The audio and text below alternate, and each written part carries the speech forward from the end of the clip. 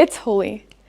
I'm walking alone in Lakeside, Pokhara, enjoying the vibrant clouds of colors, music buzzing from every corner, and enjoying watching people enjoy the festival. When all of a sudden, a man grabs my face and puts colors onto my cheeks. I try to avoid it, but unfortunately I can't. It all happened so fast. Now I know what some of you are thinking. Well, Rose, that's the festival, that's what we do. We put colors onto each other's. And that's true.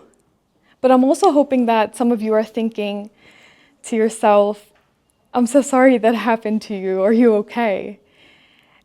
And the truth is that I wasn't okay. Now I know it wasn't an actual demonstration of a violent attack, but it definitely made me feel really uncomfortable, and it was an unpleasant experience by itself. Somebody entered my boundary and crossed my boundary without my consent and without my permission. Only if you could see the video. Well, lucky for you, I realized later on that day that I had actually recorded myself in that moment. I was traveling alone for the first time, documenting almost every single moment in my travel days, and I realized that I captured it. When I watched it later on, I realized that my brain had actually blurred out all the details, and what I felt on the inside was actually true and validated by what I see in the camera. Now, after watching that video, I decided to post it onto my social media. I posted it on Instagram and TikTok, and together it amassed more than 7 million views and thousands of comments. It sparked a global controversy in the comment section, and people were debating whether that case, that incident, was okay or not.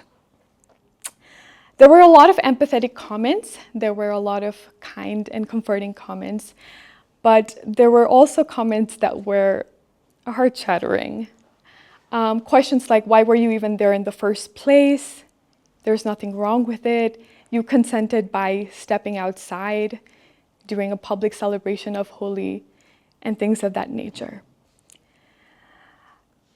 As I was reading through the comments, it made me realize that the conception that we have towards consent is actually really scary. Most of us aren't even aware about what consent means and what it means to respect a woman's boundary and personal space. I saw one word repeatedly popping on the comments, and that was culture. It was put on culture that my boundary being violated and somebody touching my face without my consent was because it was culture, because it was tradition. Now I understand and I respect what our traditions are and the culture that surrounds the celebration.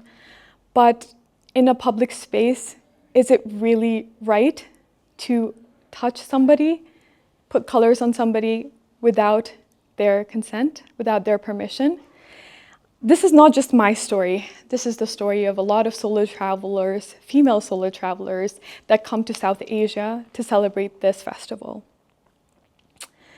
I've seen so many videos on social media of women being touched inappropriately and colors being applied without consent. And it almost seems as if culture is just used as an excuse in order to violate a woman's space.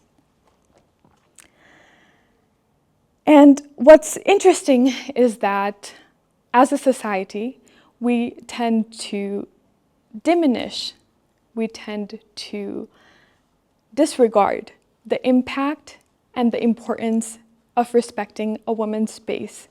Because whenever a woman speaks out and sets her boundary, especially if it triggers culture and challenges cultural norms, people tend to disregard it. And people tend to treat that as an inconvenience. This is not just pertaining to one culture and one country.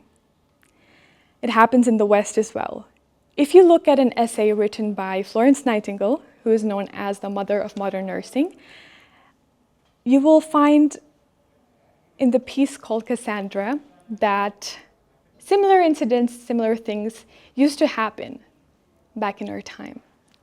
That women were taught and told that her silence is a virtue, that conforming to societal norms is virtue.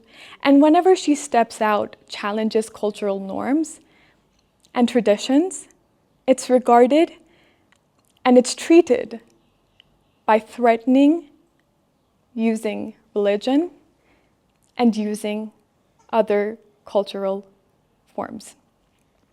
Similar things can be witnessed in Hindu scriptures as well, where women are taught similar things. Despite the great wisdom that Hinduism provides, there are certain things that we definitely need to reassess. Now, I'm not going to go much into details about history and religion, but I'm going to share to you about the recent statistic that UN has provided. According to a report in 2021, 1 in 3 women are sexually or physically assaulted and violated at least once in their lifetime. What's worse is that majority of these cases go unreported. It's about 86%. It makes you question why. Why do so many cases go unreported? Because a woman's discomfort is often not regarded with utmost seriousness. It's often put aside until the violent crime or the nature of the violence increases and the seriousness increases. Until it's too late, until there's physical evidence, and until there are bruises and undeniable damages. There are a lot of things to be considered to understand why this happens. A lot of the things could pertain towards conformity and what we teach our young girls, what we teach our women. We teach our women to be small, take less space. We teach our women that their discomfort is not a big of a deal, that they're just complaining, that they're overthinking. We gaslight them because it's evident that blaming victims is still a big issue in the society right now. There's a lot of cases where you see when victims come out, questions like, what were you wearing? Why were you even there? Were you there alone? Things of this nature get asked a lot instead of pointing those questions towards the aggressor.